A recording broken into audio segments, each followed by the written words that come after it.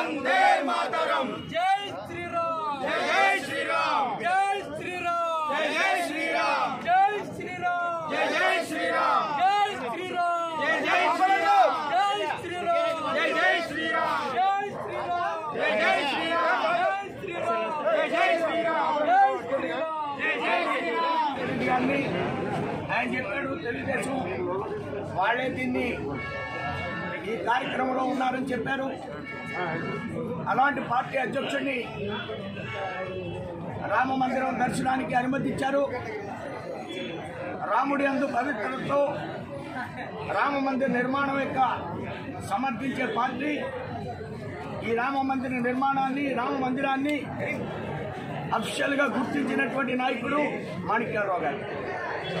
అలాంటి పార్టీని ఉద్యమం చేస్తే అరెస్ట్ చేసి ఈవేళ మేము రామ దర్శనానికి పెడుతుంటే మమ్మల్ని నిరోధించడం ఈ ప్రభుత్వం చేతగాని చర్య, పిరికి పందల చర్య. జగన్మోహన్ రెడ్డిని నేను తీవ్రంగా హెచ్చరిస్తున్నా. ఎలా చంద్రబాబు నాయుడిని ఆలయంలోకి ప్రవేశింపజేశావు? ఎలా నీ ప్రభుత్వం నీ యొక్క ప్రతినిధిని ఏ విధంగా లోనికి పంపించావు? ఎందుకు భారతీయ జనతా పార్టీ కార్యకర్తలు నిరోధిస్తున్నావు? దీనికి ముఖ్యమంత్రి సమాధానం చెప్పాలి. మా కార్యకర్తల్ని రాష్ట్ర వ్యాప్తంగా అరెస్ట్ చేస్తున్నారు. హిందుత్వం అంటే భయమా? ఇరికి చర్య? హిందుత్వానికి భయపడుతుందా ఈ ముఖ్యమంత్రి అని నేను తీవ్రంగా ప్రశ్నిస్తున్నాను. ఈవేళ నన్ను నా పార్టీ కార్యకర్తల్ని రామ మందిరం దర్శనానికి అలౌ చేయాలి. ఇది నా డిమాండ్. అరెస్ట్ చేసిన వాళ్ళని వెంటనే రిలీజ్ చేయాలి. ఈ ఉద్యమాన్ని మేము తీవ్రతరం చేస్తాం రాష్ట్ర వ్యాప్తంగా. రామ దర్శనానికి వెళ్ళారు.